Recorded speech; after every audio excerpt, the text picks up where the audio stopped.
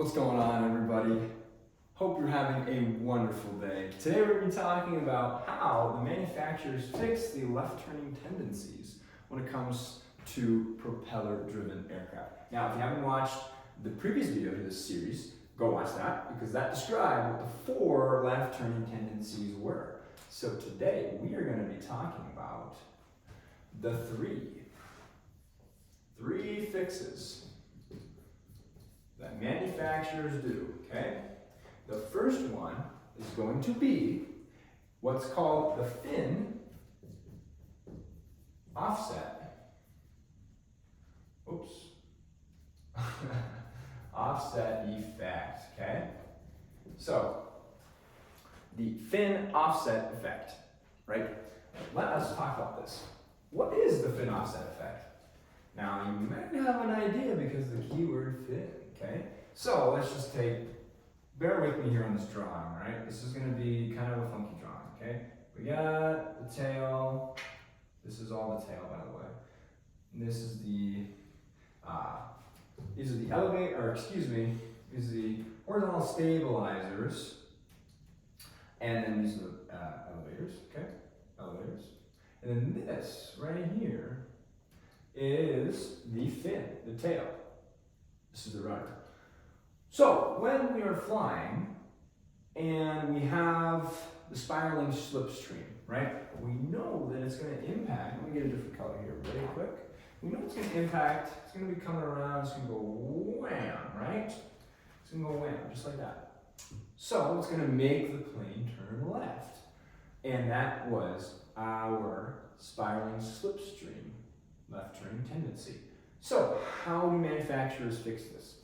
Because if you think about it, this angle, let's just take this, before I dive into that, let's just take this and let's just house it from the opposite angle. So this is the, let's make the incoming wing, incoming wind from the spiraling slipstream, let's make that horizontal, right? If this is coming in like that, we know it came at an angle, right? So then that means the fin is going to look like this. So this is kind of a side profile view, if you kind of want to look at a side profile view. This is an exaggeration, but this is what this looks like, okay? So when you have this side view, what does this look like to you guys? That sure looks like angle of attack to me. So that is also why it turns to the left turning tendency. So how do they fix this? How are they going to go about trying to make sure this doesn't happen as much? Well, what's something we can do? Well, first things first, let's just take this. Let's do the new and improved version. And what if we just made it like that? What if we reduced the angle? What if we twisted it so that our new product looked like something like this, okay? And we got these are the horizontal stabilizers. We got the elevators here. So this is more exaggerated. It's gonna look like that. See how the difference between these are? The difference is that now the incoming spiraling slipstream, see how that decreases that angle? It's no longer striking it with an angle of attack. This is what that looks like, and now this, like we talked about over there, is what this looks like. So there's no longer any angle of attack. Now it's kind of impossible to not get any angle of attack, but you get the idea. This is what's called the fin offset effect. But if you are scholars and you paid attention to the last video, here I'm going to make this right over here. Let's get a different color. So, if you paid attention, you would notice that actually spiraling slipstream, let's just say we have our tail, right? Spiraling slipstream only really occurs in a 1-foot bubble. This is where spiraling slipstream is, 1 foot. So when the wraps around the fuselage and then strikes, right? That striking is only in a 1 foot spot. So you're telling me they're gonna twist the entire rudder to get just a 1 foot little zone to be not as bad? And well, I'll tell you what, they're not that crazy, okay? So what they actually do is they twist it. If you're looking at it from the front view, let's just say this is the tail, it's gonna be kind of twisted and then goes back up to normal. Let's just say that is our, let's just say this is our tail, slightly twisted. Now this is an exaggeration, but you get the idea. They twist it and then, or they twist it the other way, but you get what I'm talking about. Basically, they're going to be twisting the elevator, excuse me, the vertical stabilizer. Twist the vertical stabilizer into the spiraling slipstream, and that is what's going to cause. It's going to minimize the spiraling slipstream effects. So that is what we are talking about when they're talking about thin offset. That is what they are referring to, thin offset. Okay, let's move on to the next one. Okay, you ready? Are you ready for the second one? This one's a little more fun. That one's kind of complicated, but just know basically that it's twisting towards that. So this one is what we like to call engine offset effect. Okay, I hope you can read that handwriting. Gosh, I hope you can read that handwriting. Or offset engine. Engine offset, offset engine, same thing. Okay? So the main game is if this is our fuselage, okay, and this is our engine, right there, let's just say this is our engine, and this is our propeller, we know it's going to want to turn left, right? A lot of turning left tendencies. Well, what's one way to fix it? Well, you guessed it. Did I hear someone say that they're going to change the angle of the engine? Yes, that's correct. So, obviously not this drastic, but you get the idea. See, one is perfectly straight, draw that arrow, and this one is angled.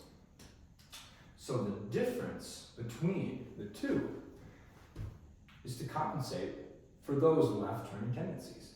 Now, in model aircraft, I have some experience building, making foam board model RC aircraft, and I'll tell you what, those things have engine nacelle pods inside the fuselage that look just like that. So it is real, and it really does happen. And having this knowledge is going to make you a better pilot, as always. You're always learning as a better pilot. So engine offset, offset engine, same thing. They're just talking about the engine being twisted to the right, not twisted, but turned to the right to compensate for that left turning tendencies. Okay. All right. Now let's talk about the last one, but not the least one. This is what we're going to be calling the angle of incidence difference. So the angle of incidence, that's spelled incidence, the angle of incidence difference. So, to give you some clues, angle of incidence is, let's just say we have our plane, right? Let's just do another quick, really great drawing. Right? This wing is what we're going to be focusing on, right? So, when we're talking about the wing, this, if this is the oncoming airflow at level flight, this is what it looks like at level flight, then no angle of incidence would look like this. Okay? That's what it looked like. Straight and level. However, if we wanted to talk about angle of incidence, this is the oncoming wind. But it actually is going to look, this is going to be dramatized, but it's going to look like that. So, when the pilot sees, and then we got this. So in the pilot's view, when the aircraft is straight and level, these are the two difference. So in both cases, right, straight and level,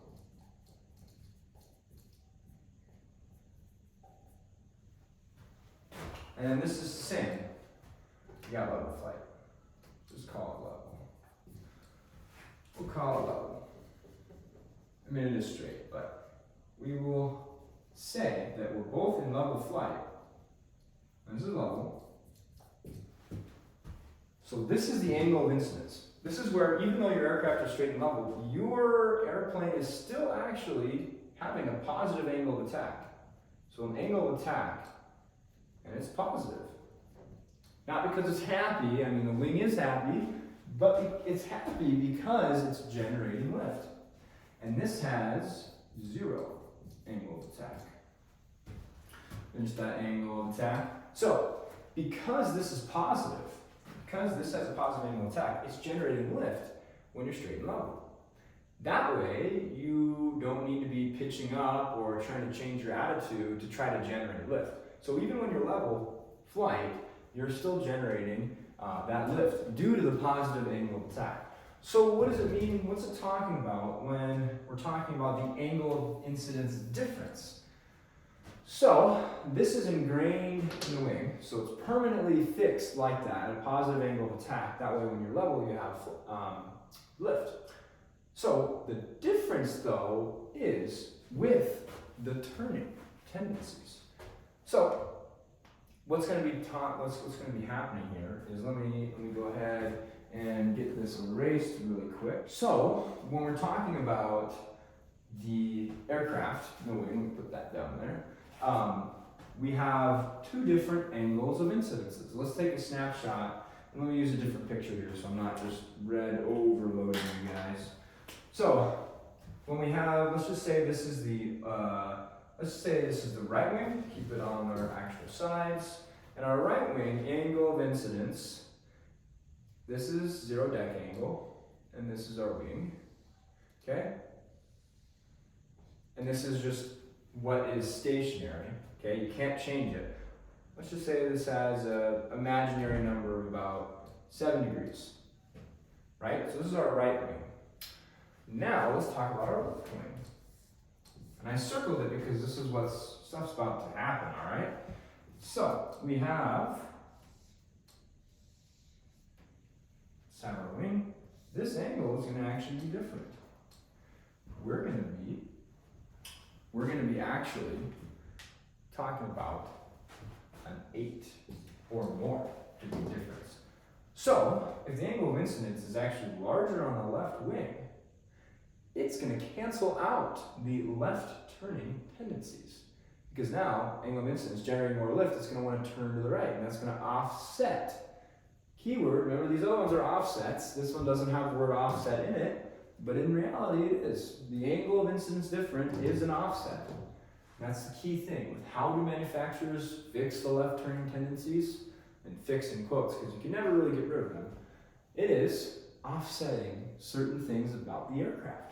So, the angle of incidence, the things that remember, that is where the wing is stuck. You cannot change it. That's just what it looks like when it's planted inside the fuselage. It's going to be greater on the left. That way, it actually will counteract that. So, let's review some of the things we talked about before. When you are a heavy aircraft, and you're at high power, slow, torque is going to show up, right? Slow, heavy, and your high power, torque is really going to want to show up. So this is fixing that. It's counteracting it. Now I don't know the exact number difference, but it is different and it's slight. It's not like you don't see the plane that has two different like wings like that. That's just not how it works. It's a very gentle and a very, gradual change, right? But it still has a huge effect at slower speeds, right?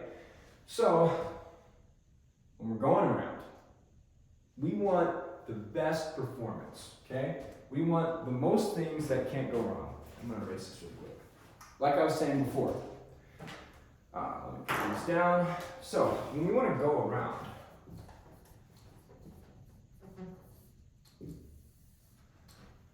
we want most performance, right? Because we're the closest to the ground, so we're closest to the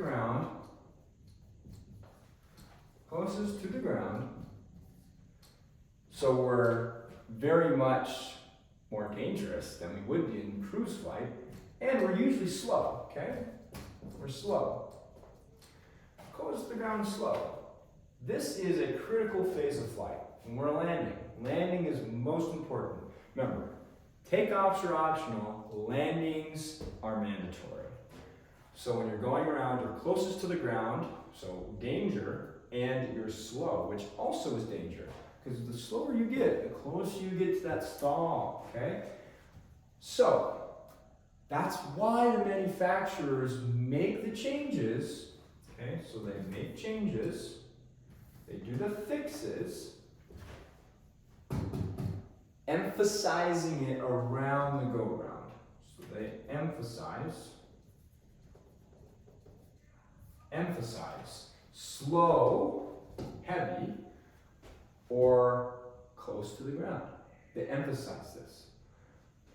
So this is what's leading me to my next question. So, by the way, before I move on, that is what's finishing the angle, incidence, differential. So, now go around is kind of encompassing all of them, okay? Fin offset, offset engine, and especially angle of incidence, differential. So, my question to you is this. You're flying, ... All right, here we go. You're flying straight and level. Level and straight, okay? You're in cruise, you're enjoying the scenery, you're looking out the window and you're, wow, this is a wonderful view from way up at 6,000 feet, right? Nothing like the 30,000 feet, okay? You're way up there at 6,000 feet, and you notice you need, keyword, left rudder. You need some left rudder. Why? I thought there was all this left turn tendencies. Why, when I'm flying level in cruise, would I need left rudder? Got the answer? Did somebody say because of all of these? Well, you'd be correct. Because, think about it. We have all these offsets, right? The manufacturer's been trying to fix it. Like I said, I gave you a hint there with the go around. Trying to make sure when everything is really important, the critical phases of flight, they want to make sure that they've minimized all the left turn tendencies as best they can. They try to make the plane as stable as possible. But in doing so, when you're in cruise, right? When you are in cruise, you are fast, number one. So, think about it. Let me get another color here. If you're fast, okay? If you're fast, let's see. Which no longer applies if you're really fast? Spiraling slipstream. I heard someone say spiraling slipstream. So, fin offset, okay? Doesn't, unless, kind of dying. Okay, let's get another one. Let's get back here. So, in fast cruise, the fin offset no longer applies all that much. Because think about it. Like I said, the spiraling slipstream is really tight and it really is prominent at slow speeds. So if fin offset no longer really applies, all of a sudden your rudder is going to start be pointing in the opposite direction. It's actually going to be hurting you and making you need left rudder because it's actually going to be turning you to the right. So now that no longer is applying. The biggest thing to remember is fin offset and angle of incidence. Because now that you're level and cruise and you're fast, all of a sudden you have one that's higher angle of incidence than the other wing, you're going to be wanting to turn to the right more, right? Well, I don't want that when I'm in cruise. That's why I need left rudder. So thinking about the two major ones, fin offset and angle of incidence differential. But same with offset engine. Now that you're cruising and you're going faster, you're going to actually be pulling to the right. So all of them, when you think about it, all of them don't apply as much. They don't need to be fixed in cruise. But the thing is, you're never going to be in cruise and then instantaneously on the ground. Doesn't work like that. Okay, we're not a helicopter. We can't go just do anything and just stop midair and just descend. We can't do that. You know, maybe one day we can, but us fixed wing pilots, we can't do that. So that is why we need left rudder. And that symbol, that dot, that means not needed as much. Not needed as much. Okay? During cruise.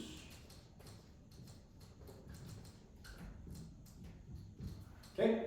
So, that is why we need left rudder when we're cruising. It's because of the manufacturer's fixing. Of course, you fix one thing, you cause another problem. So, anyways, thank you for watching. That is the second video in the series. And I hope you learned something. And whatever day, night, evening, afternoon, have a wonderful rest of your time. And just remember, fly safe, have fun, stay cool.